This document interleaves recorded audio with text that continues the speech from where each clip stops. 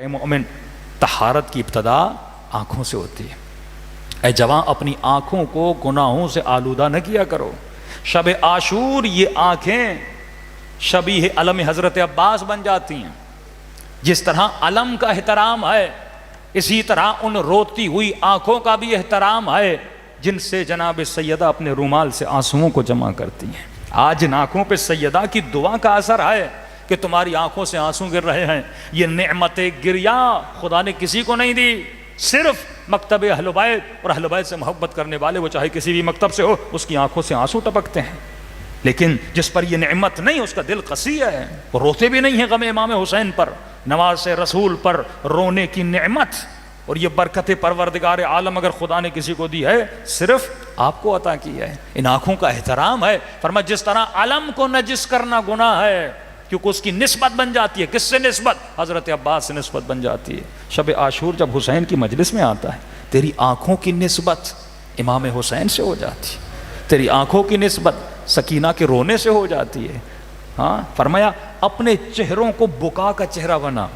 ہاں، دنیا دیکھے تو اسے لگے کوئی روتا ہوا آ رہا ہے، کسی کے وجود میں شدید ترین غم ہے، لیکن فرمایا اگر تو آنکھوں کو نجس کرتا ہے، اپنے مولا کو تکلیف دیتا ہے۔ اے مومن، یہ آنکھیں زیارت امام کے لیے بنی ہیں۔ اے جوان، یہ آنکھیں امام کی زیارت کے لیے بنی ہیں۔ اتنے واقعات رپورٹ ہو رہے ہیں مولانا، کئی لوگ انہی مجالس میں آ کر اپنی آنکھوں کو نجس کرتے ہیں۔ واللہ یہ گناہ کبیرہ ہے کہ حضور امام میں صرف کالے کپڑے پہن لینا عزاداری کا نام نہیں ہے، صرف کالا لباس پہن لینا عزاداری کا نام نہیں ہے کہ شب عاشور تم نے کالا لباس پہنا اور باہر نکل، نہیں۔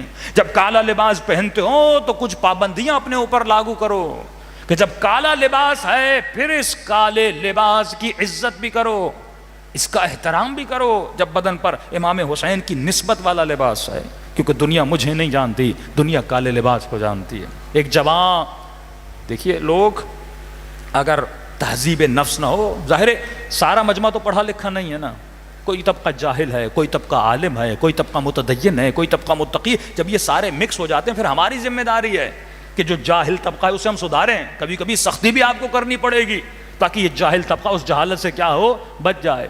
امام رضا کا چاہنے والا حرم امام رضا میں، دیکھیے جب انسان کے اندر تہذیب نفس نہ ہو، ولایت امیر المؤمنین مضبوط نہ ہو، اپنی آنکھوں پر کنٹرول نہ ہو، یہ خیال نہیں کرتا میں کہاں پر ہوں، حج کے میدان میں ہو پھر بھی گناہ کرتا ہے، امام کی مجلس میں آئے پھر بھی گناہ کرتا ہے، یہ جوان مجلس میں چلے، جلوس میں چلے پھر بھی گناہ کرتا ہے، کیونکہ اس کے اندر تہذیب نفس نہیں ہے۔ جو اصل چیز مجلس امام حسین سکھاتے وہ یہی ہے کہ انسان اپنے نفس کو مہذب بنا۔ فرماتے امام رضا کے حرم میں جوان ہے۔ پہلے زمانے میں خواتین اور مردوں کا جو پوشن تھا، یہ آغا تبسی کے مرنے کے بعد انہوں نے یہ بند کیا، ورنہ اس سے پہلے بھی نظر پڑتی تھی خواتین میں۔ یہ جوان زیارت کرنے کے درمیان امام رضا کی زیارت کر رہا ہے، لیکن کیونکہ تہذیب نفس نہیں ہے، کالا لباس پہنا ہوا تہذیب نفس نہیں ہے۔ کہتے ایک مرتبہ خاتون پہ اس کی نگاہ پڑی، شہوت کی نگاہ سے دیکھا، الیاذ باللہ اس خاتون کو اشارہ کیا اور زیارت کر کے حرم سے باہر نکلا۔ رات کو جا کر سو جاتا ہے، خواب کے عالم میں کیا دیکھتا ہے کہ میں حرم امام رضا میں ہوں اور امام رضا کرسی پر تشریف فرما ہے، میں نے امام کو سلام کیا لیکن مولا نے اپنا منہ پھیر لیا۔ خواب کے عالم میں کیا دیکھتا ہوں، میں آگے بڑھتا ہوں اور جس کرسی پر امام رضا بیٹھے تھے اس کرسی کو ٹھوکر مارتا ہوں اور امام رضا زمین پہ گر جاتے ہیں۔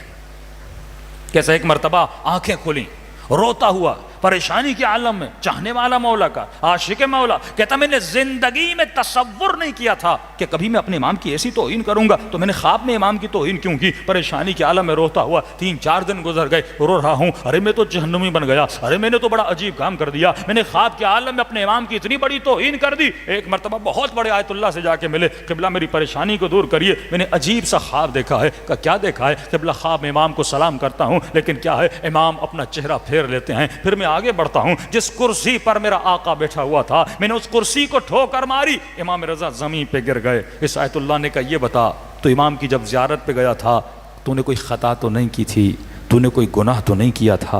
کہاں قبلہ، ایک خطا کی تھی، جب میں گیا تھا تو ان آنکھوں سے آنکھوں کو نجس کیا تھا اور ایک نامحرم خاتون کو دیکھا تھا، اور ایک مسکراہٹ ایک نامحرم خاتون کی طرف دیکھ کے میں نے مسکرایا تھا۔ فرمایا بس امام تجھے بتانا چاہتے ہیں کہ جب تو ہمارے حضور میں رہ کر گناہ کرتا ہے تو یہ اس بے ادبی کے برابر ہے کہ تو اپنے امام کو ٹھوکر مار رہا ہے۔ بے ادبی صرف شمر کی بے ادبی نہیں ہے کہ اس نے 4 سالہ بچی کو تماچے مارے، سیدانیوں کی چادریں چھینی، وہ بے ادب تھا، حضور امام میں امام کی بے ادبی کر رہا تھا۔ اور یہ تیرا عقیدہ ہے، کسی اور مکتب کا عقیدہ نہیں ہے۔ وہ کہتے ہیں جو مر گیا سو مر گیا، لیکن ہمارا عقیدہ ہے اہل بیت رسول اور رسول خدا ہمارے اعمال پر گواہ ہیں، شاہد ہیں، ناظر ہیں، نظارہ گر ہیں، ہماری نمازوں کو، ہماری عبادتوں کو، ہمارے ماتموں کو، ہمارے گریوں کو، ہماری مجلسوں میں تشریف لاتے ہیں۔ تو جب تمہارا عقیدہ ہے تو پھر یہ بتا تو امام کے حضور میں جرت کیسے کرتا ہے؟ مولا کے حضور میں گناہ کرے، آنکھوں کو آلودہ کرے۔ تو اے مومن، اگر آج تک کوئی گناہ کیا ہے تو آج شب عاشور ہے، توبہ کی رات ہے، رجوع کی رات ہے۔ آج مصلی پہ بیٹھ جا، دعا کرائے خدا اگر ان آنکھوں سے گناہ کیا ہے تو تجھے عباس کی زخمی آنکھ کا واسطہ ہے۔ ہاں، اگر زباں سے گناہ کیا ہے تجھے علی اصغر کی ننھی سی خشک زباں کا واسطہ، اگر ہاتھوں سے گناہ کیا ہے تجھے حضرت عباس کے کٹے ہوئے بازوؤں کا واسطہ۔ آج کتنے واسطے خدا نے تجھے دیا ہے۔ آج رحمت خدا کا دروازہ کھلا ہوا ہے اور آواز کبریا آ رہی ہے کوئی میری دربار میں مانگنے والا؟ اللہ کی آواز آتی ہے، فرماتے ہیں اے میرے حبیب میرے لوگوں کو بتا دو، میں اپنے ملائکوں کی تسبیح سے زیادہ اپنے بندوں کا رونا پسند کرتا ہوں۔ ملائکوں کی تسبیح سے زیادہ اللہ کی دربار میں جو بندہ گڑ گڑاتا ہے، اللہ سے مانگتا ہے، اللہ کو یہ پسند۔ یہ کب ہوگا؟ جب انسان اپنے وجود پر ولایت اہل بیت کو کیا کرے گا؟ نافذ کرے گا۔